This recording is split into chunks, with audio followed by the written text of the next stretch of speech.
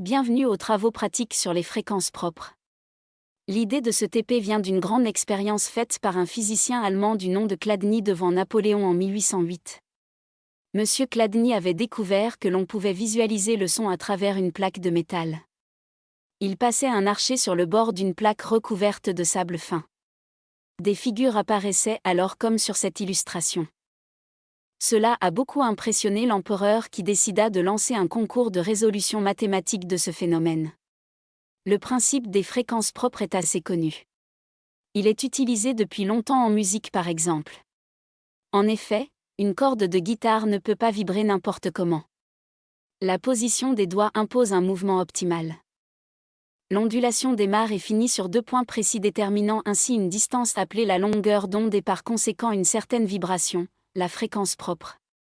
Comme sur le schéma, vous pouvez faire la totalité de la longueur, la fondamentale, mais aussi la moitié, le tiers et ainsi de suite à l'infini. Ce qu'on appelle des harmoniques. Elles correspondent donc à des modes spécifiques qui font que les ondulations de la corde vont être amplifiées au maximum. Un peu comme les petites vaguelettes que vous avez dans votre baignoire. Vous pouvez les faire grandir progressivement si vous êtes à la bonne fréquence, c'est-à-dire la fréquence propre de l'eau de votre bain. Les enfants font cela naturellement quand ils jouent à la balançoire aussi. Avec la plaque rectangulaire, on étudie les fréquences propres à 2 dimensions. Ensuite, on pourra passer à la 3e dimension. Comment peut-on connaître les fréquences de résonance d'une structure comme un pont par exemple ? Prenons le pont célèbre de Tacoma car il représente l'une des plus belles démonstrations des conséquences désastreuses lorsque les fréquences propres n'ont pas été assez étudiées. On se situe en 1940 près de Seattle aux États-Unis. Ici, c'est le jour de son inauguration, le 1er juillet 1940.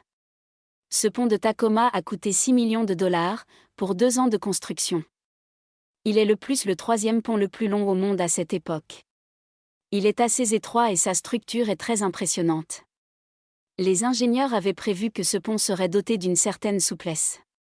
Ce qui est assez fréquent pour ce type de structure. Une trop grande rigidité entraîne des ruptures. Il est donc normal que le pont accepte des déformations sans se briser. Or dès les premiers jours d'utilisation, le public s'est aperçu que cet ouvrage n'était pas comme les autres. En effet, il avait tendance à bouger de façon anormale. De telles amplitudes n'avaient jamais été observées. À tel point que ce pont est vite devenu une attraction touristique régionale. Les gens venaient profiter de montagnes russes gratuites. Pendant sa traversée en voiture, on pouvait remarquer que les autres véhicules disparaissaient derrière les collines. Il y avait aussi des compétitions sportives pour savoir qui serait capable de traverser le pont le plus rapidement. Celui-ci était connu sous le nom de Galopin Gerti, littéralement la vieille dame galopante. Malgré la garantie de sa solidité de la part des constructeurs, les ingénieurs ont tenté de limiter ces déformations inhabituelles en rajoutant des câbles et des vérins supplémentaires mais sans succès. Le problème était qu'ils n'avaient pas intégré les calculs de fréquences propres. Il ne fallut pas attendre longtemps pour que l'inévitable arrivât. Au bout de 4 mois, le 7 novembre exactement à partir de 7 heures du matin, des vents de 60 km/h commencèrent à souffler sur la structure. On voit bien, grâce au mouvement des gens, que c'est une vidéo à vitesse réelle aussi incroyable que cela puisse être, on ne pouvait plus circuler sur le pont. Les conducteurs ont abandonné leur véhicule. Un chien qui ne voulait pas descendre de voiture a dû être laissé sur place. Ce sera la seule victime de ce désastre. Ce fut donc une grande leçon d'ingénierie pour toute future construction. Ce 7 novembre 1940 marque donc un véritable tournant dans le calcul de structure. Par la suite, aucun bâtiment ne sera construit sans que ces fréquences de résonance ne soient évaluées et que l'on s'assure qu'elles ne seront pas atteintes. Autre leçon. Plus aucun pont ne présentera également des flancs aussi droits et larges qui permettaient une prise au vent maximale et dévastatrice. De nos jours, les ponts actuels sont dotés d'alvéoles qui laissent passer le vent ou alors ils peuvent avoir carrément des profils en ailes d'avion garantissant une meilleure prise en compte des phénomènes tourbillonnants. Dans ce travail pratique, nous allons refaire l'expérience de Chladni. Le principe est le suivant, on réalise des vibrations mécaniques sur une plaque à l'aide d'un générateur haute fréquence. Après s'être assuré que la plaque était bien horizontale, on ajoute un peu de sable. On met un casque car les fréquences de résonance font beaucoup de bruit. Un petit moteur fait donc vibrer le centre du carré et l'on peut observer l'apparition des figures de Chladni correspondantes aux fréquences propres du système.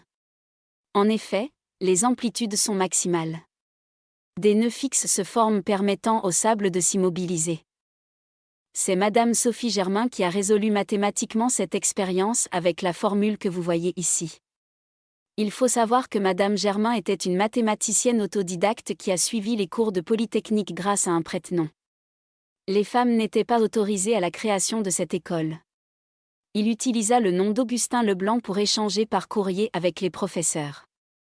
Elle a donc réussi au bout de 3 ans à résoudre ce concours qui avait été lancé par Napoléon. C'est une très belle victoire qui est restée dans l'histoire des mathématiques. On a ainsi 3 approches différentes des figures de Chladni, la partie théorique avec la formule, la partie pratique avec le pot vibrant et enfin la partie simulation numérique avec le logiciel SolidWorks. À quoi cela consiste ? L'ordinateur remplace le modèle par une série de petites poutres et de petites plaques. On étudie non pas la structure en elle-même mais un assemblage de formes élémentaires que l'on appelle des éléments finis en nombre plus ou moins important en fonction de la précision souhaitée. Ces éléments finis mis bout à bout permettent donc de calculer les modes propres de vibration mais aussi d'autres résultats comme la résistance au choc. C'est le même principe que lorsque l'on étudie une fonction compliquée en mathématiques et que l'on travaille sur ses tangentes à la place qui sont, en principe, plus faciles à calculer.